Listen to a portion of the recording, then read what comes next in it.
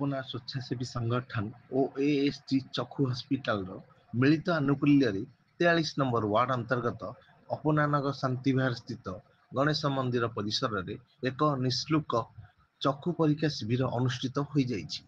शिविर में प्राय 200 रु ऊर्ध्व रोगी मान चक्षुर विभिन्न परीक्षा करा जाइछि। माँ अपर्णा स्वेच्छासेवी संगठन समस्त युवबंधु माने गोटे मिलित प्रयास करिकी एते सुंदर आई कैंप ऑर्गेनाइज करिसेंती। एएसजी आई हॉस्पिटल संगरे बहुत प्रोफेशनली भल से करिसेंती, जोटी कि एई अंचलर जो अछंती समस्त बासिंदा मुरब्बी माने पिला माने जो माने जाई पारु नाथि हॉस्पिटल एटलीस्ट तांको डोर स्टेप रे आनिके सर्विस जोगेई छंती। तांको बहुत बहुत साधुवाद धन्यवाद जणैबो कि समाज निज साही लोक मान भाविकी एते सुंदर कार्यक्रम रखी सोशल वर्क कर। आशा करूँ जो मैंने आज आसी ट्रिटमेंट ठीक भाव में हॉस्पिटल रू भी गाइडेंस पाई ट्रिटमेंट पाई पारे।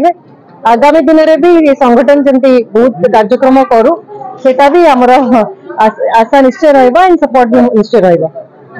विगत 5 मास हम आम संगठन आरंभ होता पणा संक्रांति विश्व पणा संक्रांति दिन ये संगठन माने जन्म कहू गले होता।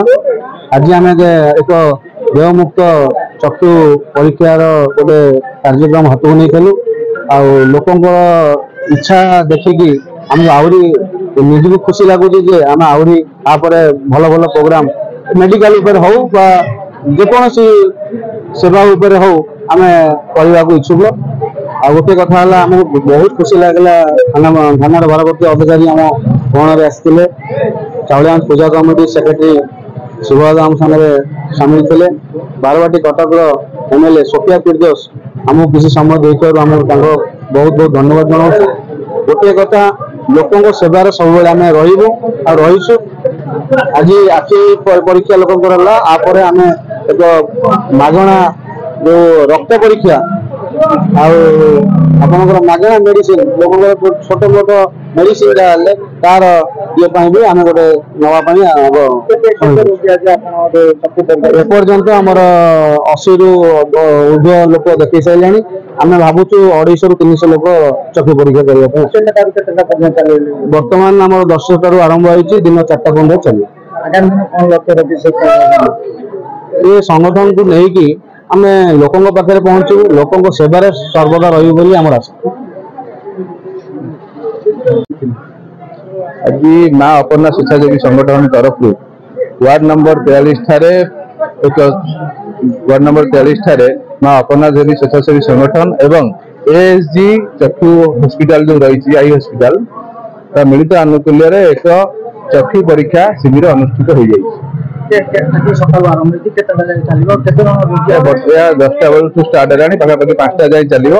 बर्तमान सुधा पाखापाखि 100 रु ऊर्ध्व लोक रेजिस्ट्रेशन कर सारे 50 रु ऊर्ध्व लोकंर परीक्षा सरिला एवं शेष सुधा पाखापाखि 250 रु 300 लोकंर चक्षु एठारे परीक्षा कर जहाँ रही परीक्षार रिपोर्ट आसो धरई दिज्व और जो मानकर कौन प्रकार त्रुटि देखा से आगामी दिन में ऑपरेशन हम दरकार पड़े से मागणार ऑपरेशन कर आगामी दिन में माँ स्वेच्छासेवी संगठन तरफ अनेक गुड़े उन्नतिमूलक कार्य वार्ड में कर